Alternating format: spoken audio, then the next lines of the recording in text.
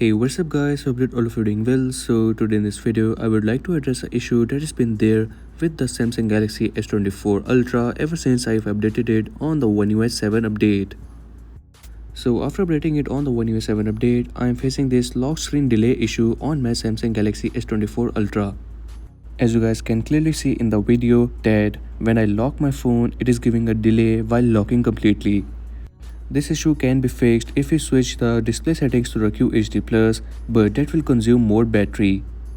And if you're using your phone on the regular FHD+, you will get to see this lag issue while locking your phone.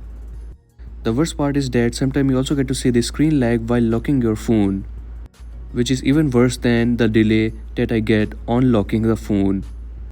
There is a temporary fix that you guys can apply. By going into the display, you have to swipe all the way to the down and tap on screen resolution, then tap on QHD+. Doing this, you can fix this issue. As you guys can see, it is now locking instantly. But the sad part about this is that it will consume more battery. In the QHD+, your phone will consume more battery, so if you're okay with that, so you can do that.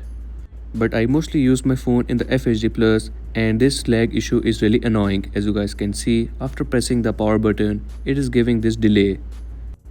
And the sad part is that even after the August update, it is still not fixed.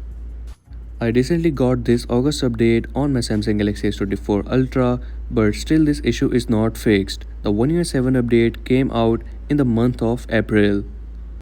And now today, in the month of August, this issue is still not fixed on the Galaxy S24 Ultra. So make sure to like and subscribe and share this video as much as you can so the Samsung fix this issue in the upcoming One UI 8 update. Also, let me know in the comment section that are you facing this issue on your phone or not.